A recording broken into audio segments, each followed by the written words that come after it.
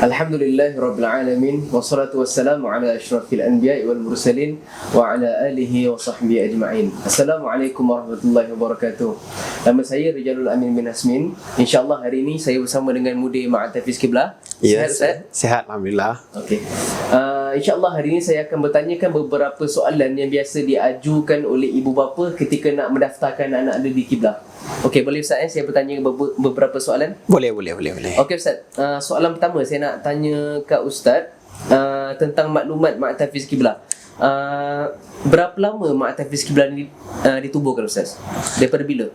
Okey. Bismillahirrahmanirrahim. Assalamualaikum warahmatullahi wabarakatuh. Okey, terima kasih Ustaz Rijal. InsyaAllah pada hari ini kita ataupun saya akan menjawab beberapa soalan untuk semua orang boleh tahu tentang Ma'had Tahfiz Qiblah. InsyaAllah tentang soalan berapa lama sudah Ma'had Tahfiz Qiblah ini ditumbuhkan.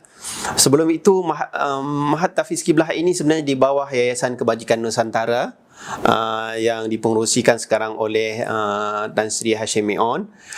Sudah pun ditubuhkan, kalau Qiblah tu, sekolah Qiblah ditubuhkan di Melaka itu sejak tahun 92 lah, 1992.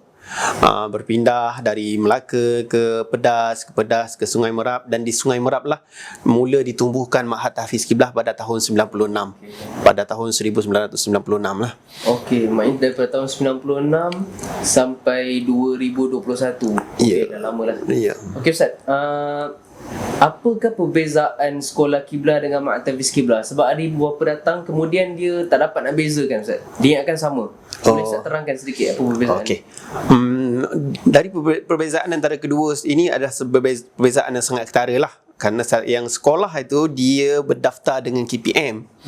Kalau untuk Ma'had Tahfiz Qiblah dia berdaftar dengan JAIS. Okey, dan fokus dia pun berbeza.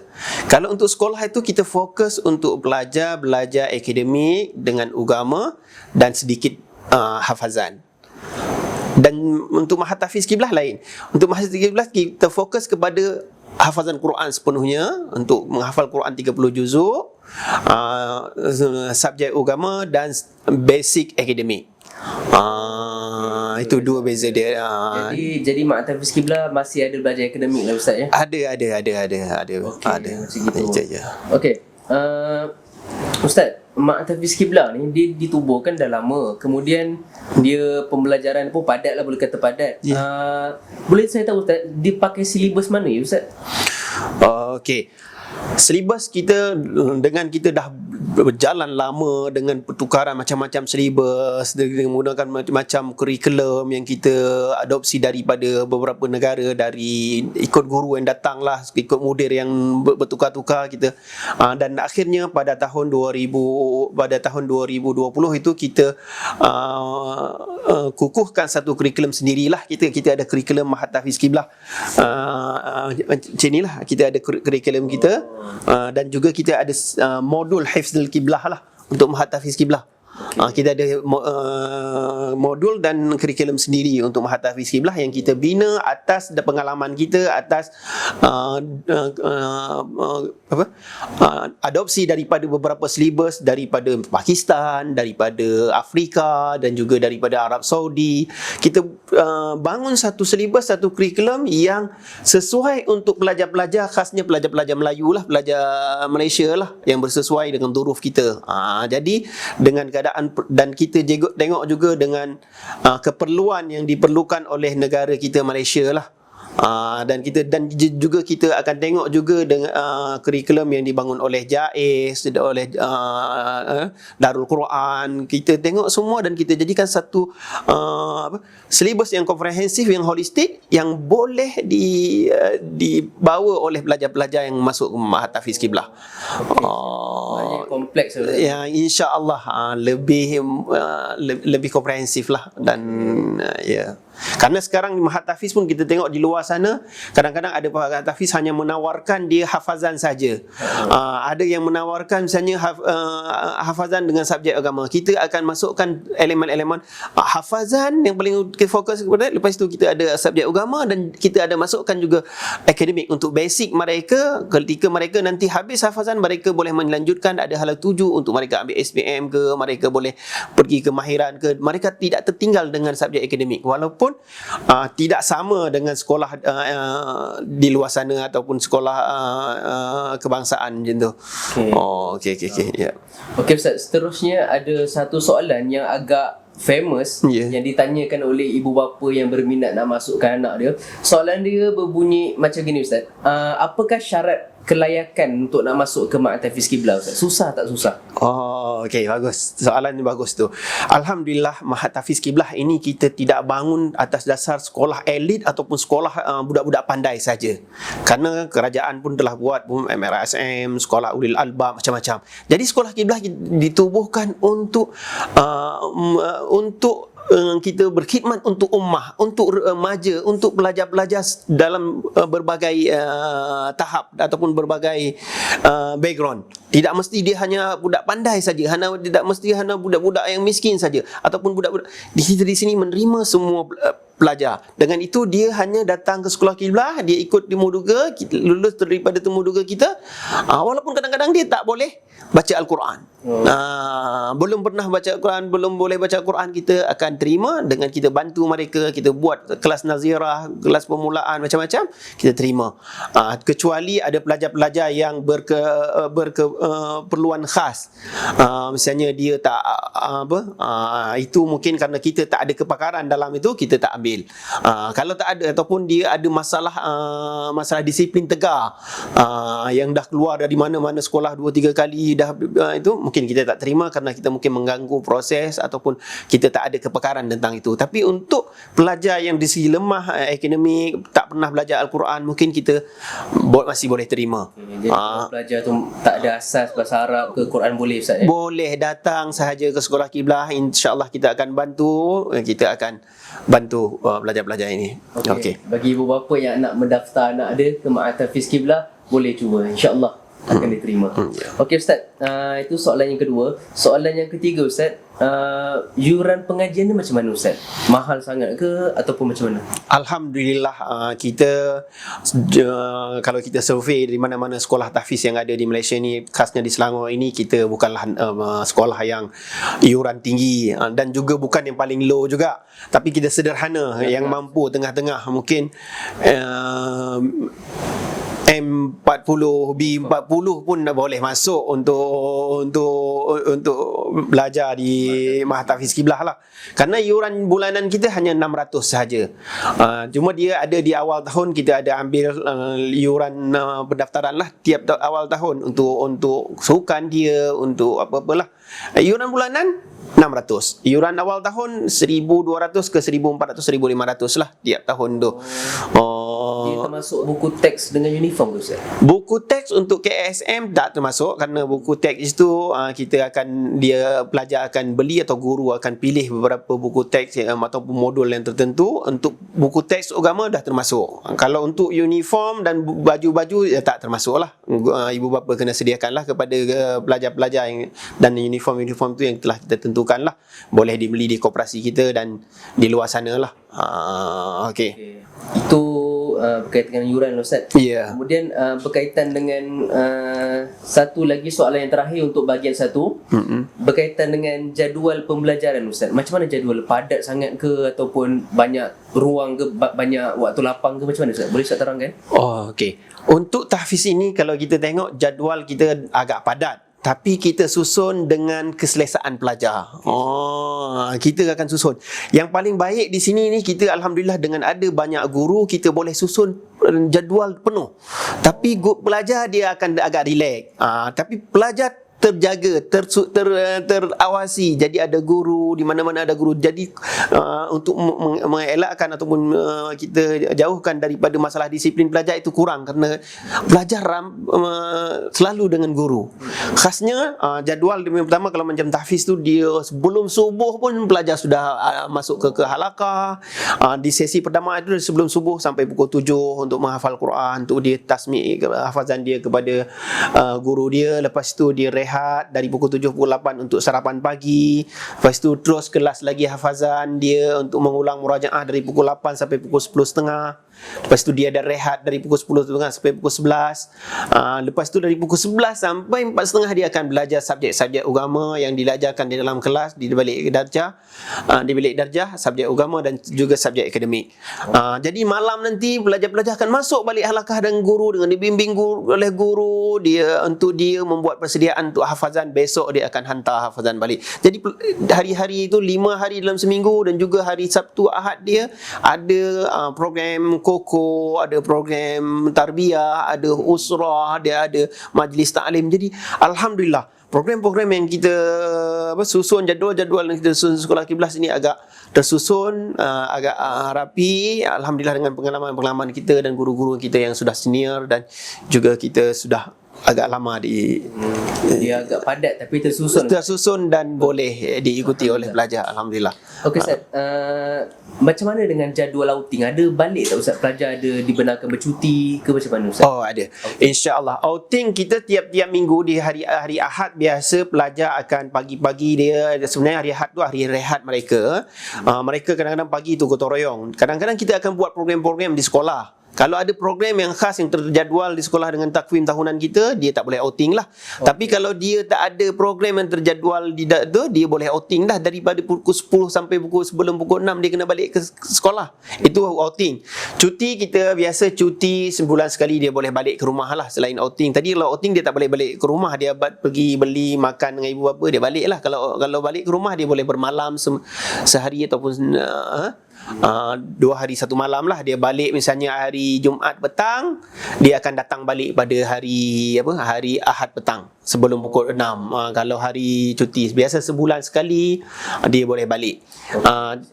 Ikut takwim, kita pun ikut takwim kementerian, kecuali ada beberapa takwim yang misalnya cuti panjang je yang kita beza sikit dengan takwim KPM kerajaan. Okey Ustaz, seterusnya jadual outing tu macam mana Ustaz? Pelajar dibenarkan outing ataupun tidak? Atau pelajar ni memang duduk kat sekolah sampai ada cuti pertengahan tahun begitu ke? Macam mana Ustaz? Boleh Ustaz terangkan? Okey, alhamdulillah pada hari Ahad itu pelajar kita bagi cuti lah, rehat lah. Pada hari Ahad hari Ahad itu pagi, tapi sebelum dia pergi rehat ataupun dia outing, sebenarnya kita boleh bagi outing pada hari Sabtu, hari Ahad pagi itu dia gotong royong. Jadi kalau tak ada program yang telah ditentukan oleh pihak sekolah atau program-program besar yang kita dah jadualkan pada hari Ahad itu, pelajar boleh outing lah. Okay. Begitu juga cuti kita ada cuti bulanan. Mungkin 3 minggu sekali ataupun sebulan sekali pelajar boleh cuti balik ke kampung lah untuk dia bermalam dengan ibu bapa. Biasa mereka akan cuti mula pada petang Jumaat itu. Lepas kelas petang Jumaat itu, ibu bapa akan datang ambil dengan prosedur dia dengan ikut peraturan balik lah. Datang, lepas tu dia akan balik ke sekolah pada hari Ahad sebelum pukul 6. Kerana kelas kita dah mula pukul 6.30 tu, kelas hafazan pada hari Ahad itu dah bermula lah sesi malam. Jadi ada waktu outing, ada waktu cuti. Tak adalah sampai 6 bulan tak boleh balik, tak ada. Kita dia nak juga dia ibu bapa bersama anak-anak berjumpa dia kan, beli barang keperluan itu. Okey. Okey, jadi itu saja soalan-soalan. Mungkin kita akan ada part yang kedua. Part pertama, ini saja soalan yang akan ditanyakan kepada Mudir Ma'had Tahfiz Qiblah Ustaz Ramadan. Alhamdulillah banyak informasi yang saya dapat, dan saya harap begitu juga banyak juga informasi yang bermanfaat yang ibu bapa dapatkan daripada soalan yang telah diajukan lah. InsyaAllah kita akan sambung part yang kedua. Ibu bapa boleh tengok part yang kedua selepas video ini insyaAllah. Assalamualaikum warahmatullahi wabarakatuh. Waalaikumsalam warahmatullahi wabarakatuh. Assalamualaikum warahmatullahi wabarakatuh. Terima kasih kerana masih lagi bersama dengan kami. InsyaAllah saya akan teruskan sesi soal jawab bersama dengan Mudir Ma'had Tahfiz Qiblah. Kita akan terus ke soalan seterusnya. Baik Ustaz, boleh tak saya tahu jumlah pelajar di Ma'had Tahfiz Qiblah Ustaz? Anggaran saja. Okey. Alhamdulillah untuk 2021 kita sekarang ada 160 pelajar lah. 100 untuk lelaki, 60 untuk pelajar. Sebenarnya kita kapasiti kita untuk tahfiz sahaja, untuk Ma'had Tahfiz saja lebih kurang kita 300 boleh menampung pelajar lah. Mungkin ke depan kita akan cuba promosikan sekolah untuk kapasiti maksimal lah 300 dan 500 untuk pelajar sekolah kiblah. Jadi kapasiti asrama kita yang asrama perempuan dan lelaki lebih kurang macam tu lah. 300-500 untuk lelaki, 500 untuk perempuan, 350-300 macam tu. Jadi kita insya-Allah kalau semua tu sekolah dan Ma'had Tahfiz Qiblah ada 800 pelajar lah boleh muat di sini. Tapi sekarang kita ada 500 pelajar setakat ini termasuk tahfiz dan sekolah. Kalau contoh Ma'had Tahfiz Qiblah boleh tampung sebanyak 300. Ya. Okey, kalau macam gitu berapakah jumlah maksimum satu halaqah Ustaz? Satu halaqah kita tidak lebih daripada 17 pelajar satu halaqah. Okey. Untuk halaqah hafazan. Ya, itu memang standard kita buat. Kita tak nak lebih daripada 17 pelajar satu halaqah. Guru dia kalau lebih daripada 17 halaqah itu tak cukup masa untuk belajar tu murajaah, tasmi' apa semua tu. Walaupun kita ada kepakaran, beberapa guru pakaran boleh tasmi' sekali tasmi' 4 orang, 3 orang apa semua, tapi kita nak yang terbaik lah. Kita nak jaga kualiti jugalah. Kerana di waktu tasmi' itu guru kena betulkan hafazan, kena tengok dengar betul-betul apa semua, kita nak jaga juga kualiti. Jadi tidak lebih daripada 20 untuk kelas halaqah. Tapi untuk kelas yang belajar subjek agama tu beza sikit lah. Dia ada mungkin boleh kurang daripada 30, tak sampai 40. Dia kurang dari akademik. Ya, akademik dengan subjek agama, yang kelas yang bilik darjah untuk belajar akademik dan juga belajar subjek agama lah. Jadi kalau halaqah kurang daripada 17 orang. Kurang dari 17 orang. Yang paling cantik pun 12, 14, 15 orang macam tu satu halaqah. Ya. Pelajar-pelajar yang hafal Quran Ustaz, berapakah waktu yang berapa tahun dia ambil Ustaz untuk habiskan Quran? Ma'had Tahfiz, target Ma'had Tahfiz. Okey. Kita ulang dari tadi kerana kemasukan pelajar yang kita tidak saring ataupun kita tak ambil pelajar-pelajar krim saja, budak-budak pandai saja. Jadi di sini tahap habis pun berbeza-beza sikit. Ada yang habis 2 tahun, ada yang kurang dari 2 tahun. Tapi kita nak yang standard tu 3 tahun lah. Silibus kita 3 tahun. Tapi ada juga pelajar yang kena tambah 1 tahun lagi untuk habiskan jadi 4 tahun. Yang standard silibus kita yang kita buat untuk yang standard, kalau dia boleh hafal satu hari satu muka tu, dia pada tahun pertama 8 juzuk, tahun kedua 10 juzuk, tahun ketiga 12 juzuk. Jadi 3 tahun itu dia akan menghabiskanlah hafazan dia dengan sistem yang kita ada, dengan sistem murajaah, ada sabki, ada mukhtar dia. Itu dia 3 tahun lah. Tapi kalau untuk nak pengukuhan lagi, dia perlu duduk 1 tahun 2 tahun ke depan untuk dia ambil sijil stam, sijil tahfiz Malaysia. Dia kena itulah. Jadi Ma'had Tahfiz Qiblah lepas habis Ma'had Tahfiz dia tak dibiar begitu sajalah, dia ada perjalanan. Ada hala tuju. Kita misalnya ada dia kena ambil sanad, ambil stam sijil tahfiz Malaysia, dia ambil menyambung ke sekolah untuk ambil subjek akademik, fokus akademik, tapi tidak SPM, ataupun dia ambil di tingkatan 5 fast track saja setahun untuk ambil itu. Jadi waktu itu dia waktu hafazan dia dah berkurang sedikit, jadi dia tinggal murajaah. Tapi dia fokus pula di akademik. Kita nak pelajar-pelajar tahfiz yang keluar dari Tahfiz Qiblah dia ada sijil, sijil SPM ke, sijil kemahiran ke.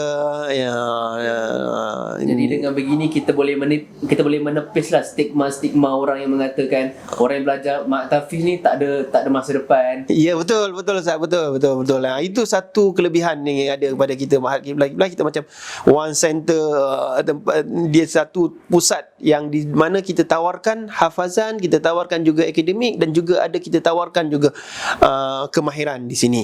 Jadi pelajar Tidak cerita lah pelajar tahfiz tak ada masa depan, tak ada hala tuju. Kita dah ada hala tuju yang jelas untuk pelajar tahfiz di sini. Kalau pelajar yang contohnya Ustaz, dia hafal Quran daripada form 1, tapi sampai form 5 mungkin dia agak perlahan untuk hafal Quran. Dia tak sempat untuk menghabiskan Quran. Macam mana Ustaz perjalanan? Kita memang stopkan dia dulu untuk yang hafazan baru tu sampai tingkatan 4. Kita nak tingkatan 5 dia memang nak ambilkan SPM walaupun dengan minimum subjek SPM.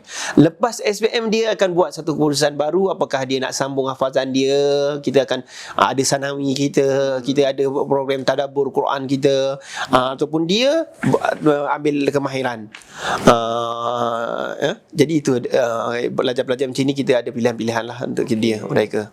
Diorang pun mengikut tahap laju ataupun pelakon. Ya. Sebenarnya Ustaz, ni soalan ni sensitif sikit Ustaz. Untuk ibu bapa, macam mana Ustaz kadar disiplin Ustaz? Ada buli-buli ke ataupun macam mana Ustaz? Okey, bagus soalan itu Ustaz. Soalan ini biasa semua ibu bapa akan menanyakan lah ketika mereka datang untuk menduga tentang keadaan asrama, yang mana kita tahu keadaan asrama, di mana-mana asrama pasti kes buli terjadi. Macam-macam buli lah, ada buli secara fizikal, mental, buli ngejek, macam-macam lah. Alhamdulillah, dengan yang tadi kita cerita tadi, Sekolah Kiblah dengan jadual yang telah kita susun dengan rapinya, dengan tertibnya itu, guru pun banyak bersama pelajar, jadi kes ini agak sangat-sangat minim lah. Sangat minim. Kerana pelajar dia kurang duduk di asrama. Kes buli ni biasa, kalau pengalaman kami di Mahat yang dah agak lama ni, kes buli terjadi adalah kerana ada kes-kes yang lain sebelumnya. Contoh dia ada kes curi, kes belajar bawa handphone, kes kehilangan selipar, apa semua. Last dia akan jadi kes buli. Kes tidak puas hati dengan warden, kes tidak puas hati dengan pihak pentadbiran sekolah, jadi kes buli, kes vandalism apa semua. Jadi kita kena cantas awal-awal kes yang kecil-kecil tu, kes curi selipar, kes mengejek, kita akan terbiah mereka. Jadi kes buli itu akan berkurang lah. Dan kita kurangkan pelajar berada di asrama. Itu paling. Kalau banyak pelajar ada di asrama atau dia tak ada aktiviti ataupun dia tak ada bersukan, kes ini akan meningkat. Di mana-mana lah, bukan di sekolah kami. Kami tidak akan boleh menafikan tak ada langsung kes buli, tak ada.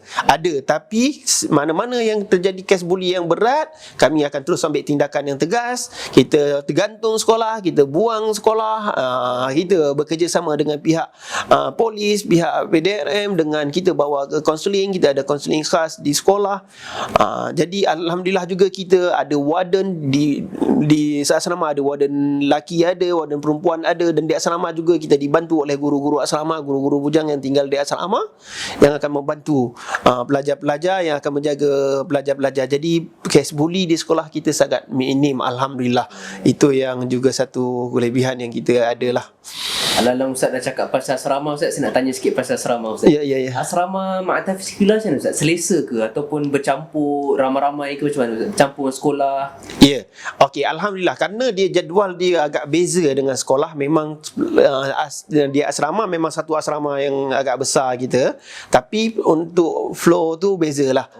Satu flow khas untuk tahfiz, lepas tu untuk sekolah-sekolah. Lepas tu tak bercampur. Tingkatan pun kadang-kadang kerana kita ada dom tu, dari satu dom biasa 30 pelajar, kita biasa satu dom ini untuk tingkatan 1, dom lain untuk tingkatan 2. Tapi di dalam dom itu kita mungkin lantik satu ketua ataupun satu abang senior untuk menjaga adik-adik sebagai mentor-mentee yang biasalah diadakan di asrama mana-mana, dan kita pengawalan yang agak baik lah dari segi asrama, alhamdulillah. Okey. Kalau pelajar dibenarkan tak Ustaz bawa macam barang elektronik, handphone contohnya untuk berhubung dengan ibu ayah? Okey. Boleh ke Ustaz? Inilah sebenarnya punca disiplin di sekolah. Kalau pelajar kita bebaskan dia bawa handphone ataupun barang-barang elektronik, bahan-bahan mahal, akan ada kecurian satu. Kalau bawa handphone dia akan boleh fly keluar, dia boleh ambil Grab, dan ada banyak lagi ya. Mungkin dia akan terdedah dengan perkara-perkara yang kita tak inginkan dari media sosial tu. Jadi kita memang akan larang pelajar untuk bawa handphone sepenuhnya. Tapi untuk pelajar dapat menghubungi ibu bapa itu, mereka boleh menghubungi. Kita ada sediakan public phone di asrama. Yang kedua juga kita akan sediakan telefon di warden. Di bilik warden ataupun di bilik guru asrama. Jadi mana-mana pelajar ingin menghubungi ataupun kecemasan, dia terus boleh jumpa warden. Kita akan sediakan satu handphone itu untuk dia gunakan untuk telefon ibu bapa mereka. Ataupun di guru asrama itu. Jadi tak adalah istilah tak boleh hubungi anak, tak boleh hubungi ibu bapa. Boleh. Ibu bapa boleh hubungi warden untuk bercakap dengan 1 minit 2 minit dengan anak dia, ataupun anak boleh hubungi bapa dengan dia menggunakan handphone yang kita sediakan di warden dan juga guru asrama. Okey. Okey Ustaz, seterusnya Ustaz. Ya. Jadual makan Ustaz. Saya nak tanya tentang jadual makan. Macam mana jadual makan Ustaz? Adakah kerap makan ataupun sekali sehari atau macam mana Ustaz? Boleh Ustaz ceritakan? Okey. Untuk makan, pihak sekolah menyediakan 3 kali makan lah sehari. Makan pagi, makan tengah hari dan makan malam lah. Dan makan-makan lain pelajar-pelajar boleh beli di kafe yang kita sediakan. Ada kafe, pelajar boleh beli di kafe. Jadi makan pagi, makan tengah hari dan makan malam. Makan pagi biasa dari pukul 7 sampai pukul 8. Itu masa dia, dari pukul 7 sampai pukul 8 dia sarapan pagi. Lepas tu tengah hari dia lepas salat Zuhur lah. Lepas salat Zuhur dia akan makan. Makan malam pula sebelum maghrib. Dia biasa dari pukul 6 sampai pukul 7 itu waktu makan malam lah. Sebelum dia pergi untuk menunaikan solat maghrib berjamaah, dia kena makan. Biasa selepas mandi, lepas dia bermain lah. Okey. Jadi kafe akan buka di waktu rehat-rehat. Misalnya di waktu rehat pukul 10.30 pagi. Lepas tu dia waktu rehat petang dan waktu malam lepas dia prep. Itu kafe kita akan buka untuk budak-budak boleh beli minum, nak makan, nak minum. Beli kalau yang lain. Tapi yang okey, itu sajalah. Okey. Seterusnya Ustaz. Saya biasa dengar slogan murid yang berkualiti datang daripada guru yang berkualiti. Ya. Boleh tak Ustaz ceritakan macam mana guru kiblat kelayakan mereka, macam mana Ustaz latar belakang mereka? Ya, okey. Khasnya untuk halakah tahfiz, kita memang wajibkan guru yang dah tamat hafazan lah. Okey. Dan alhamdulillah kita ada guru, kebanyakan guru-guru dah senior dan ada juga dari alumni, dan juga kita mix dia dengan guru dari luar negara. Kita kena ambil juga guru dari luar negara yang ada. Kita ada guru sekarang di tahfiz, ada guru yang dah ada PhD, yang hafal Quran, yang di luar negara. Jadi kita akan mix sedikit untuk tahapan pelajar lah. Kita ambil guru luar negara di sini. Misalnya guru luar negara mereka ada sanad, kelebihan mereka ada beberapa qiraat yang mereka boleh ngajar qiraat. Habis itu mereka mungkin ada kelebihan dari taranum, dan juga di pelajar guru-guru daripada kita yang lulusan daripada Darul Quran, ya. Dan syarat yang paling utama adalah mereka adalah dah pernah habis Quran, dah ada sijil menghabiskan Al-Quran daripada Mahat Tahfiz di mana, dan itulah. Negara tu daripada mana Ustaz? Kita daripada Afrika seperti Somalia, Sudan, daripada Nigeria, daripada Mesir, ya, dan juga daripada Arab Saudi lah. Quran mereka boleh ajar. Boleh. Jadi kelebihan dia pada belajar dalam waktu yang sama, dia boleh bercakap bahasa Arab. Belajar yang duduk dengan halakah guru luar negara ni, dia untuk basic Arabic yang percakapan harian itu dia pasti dapat. Itu selain dia dapat daripada kelas yang formal, yang tak formal dia akan dapat bercakap Arab. Kalau guru dari Nigeria ataupun dari negara-negara, dia boleh bercakap English pula.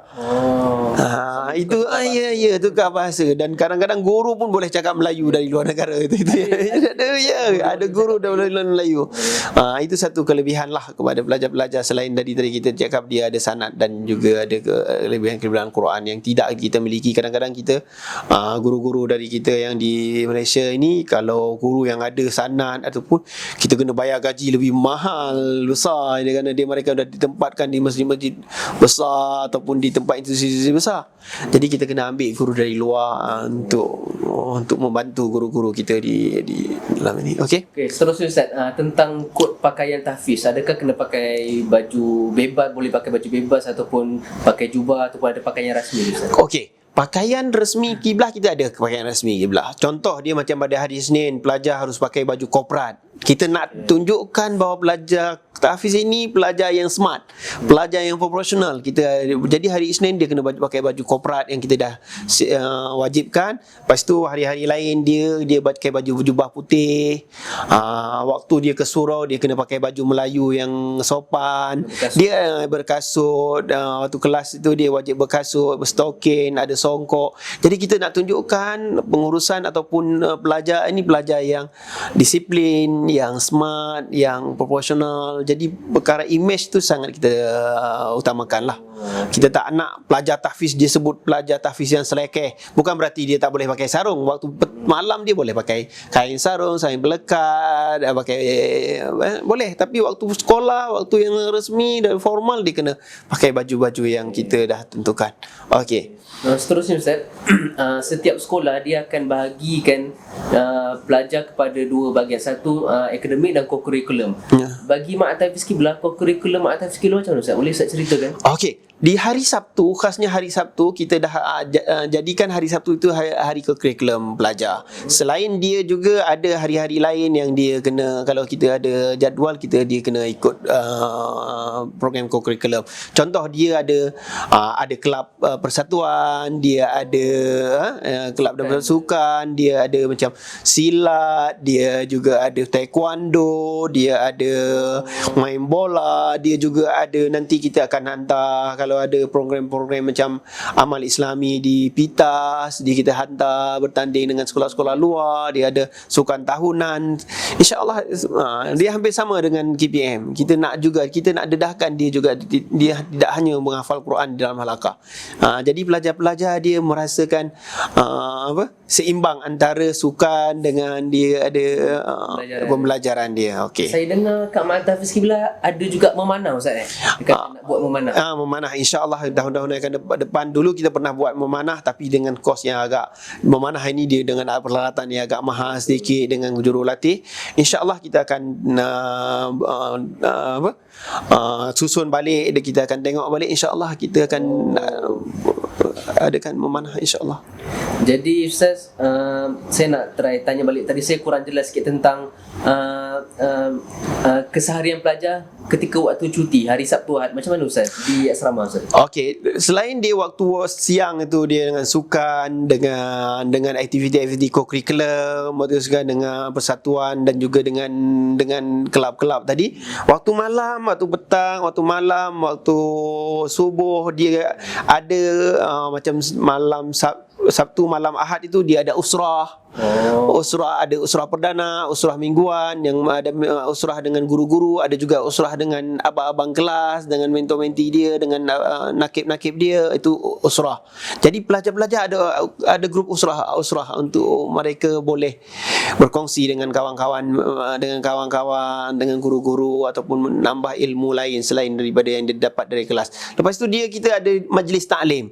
Majlis taklim ni ada juga kita baca kitab macam Hayatus Sahabah, kitab tentang kitab Imam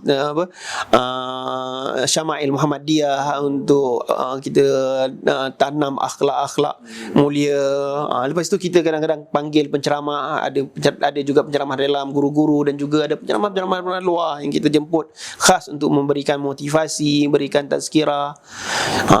Jadi hari Sabtu tu kalau dia tak balik, tak outing, jadi memang penuh dengan aktiviti-aktiviti yang untuk boleh lebih santai, untuk lebih santai. Saya dengar Kak Mak Tahfiz Qiblah ada yang datang Ustaz Aiman Bana, kemudian ada Ustaz Adenin. Ya.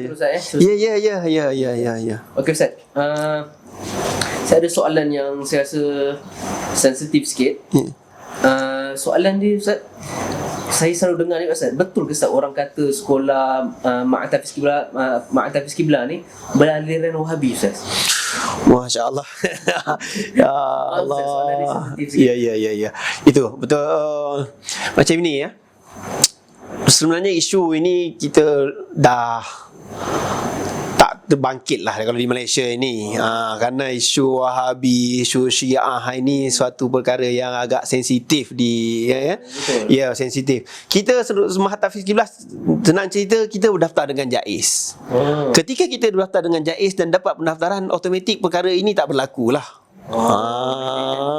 Ya. Ramai Ustaz mak ayah yang risau. Ya. Cuma macam ni, kita jadi macam ni, yang jadi isu macam ni kerana kita Seluruh Kiblah ini alhamdulillah dulu kita dapat bantuan daripada Saudi, bantuan daripada Qatar.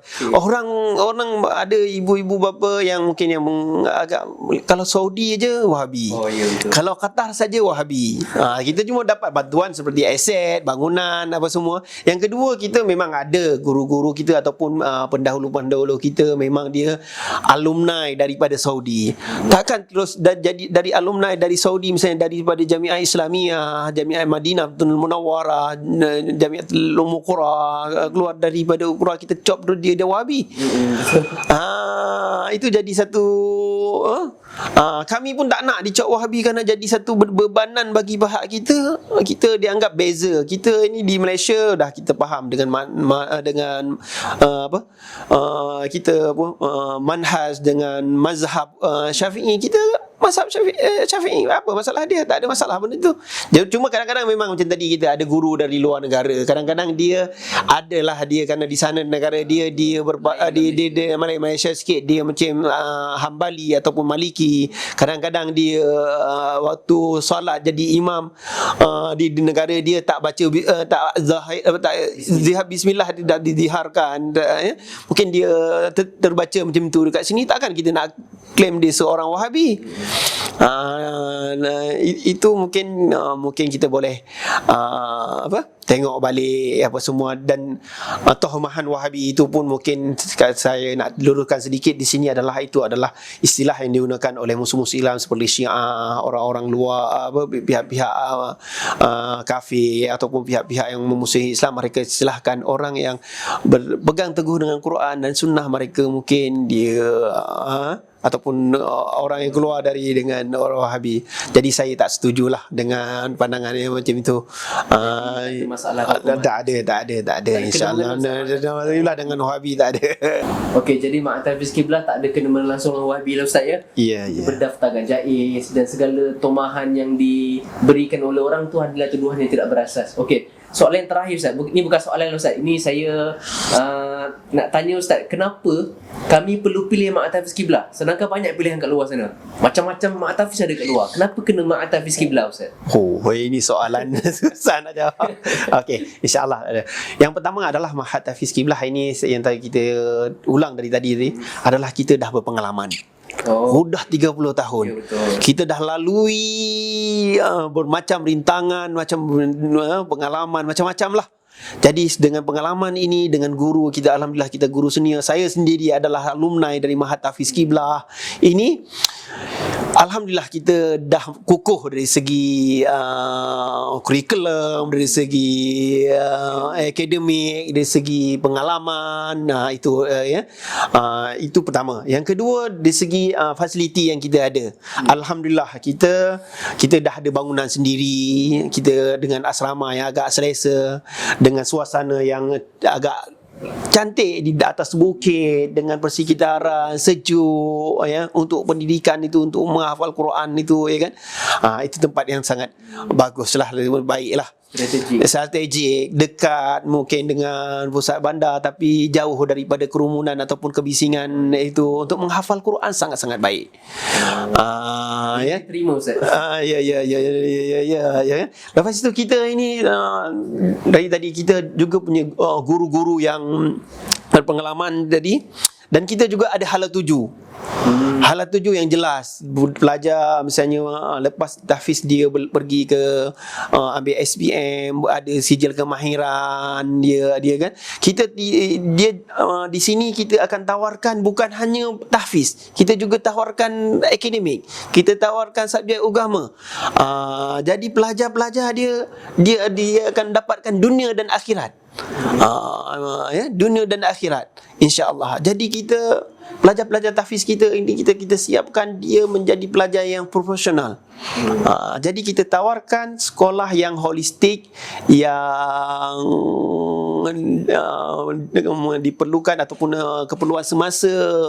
Pelajar-pelajar kalau keluar daripada Mahat Tahfiz, dia boleh bercampur dengan masyarakat, dia boleh jadi pemimpin dalam masyarakat, boleh jadi imam, boleh jadi pendakwah, da'i dan sebagainya lah. Dan alhamdulillah juga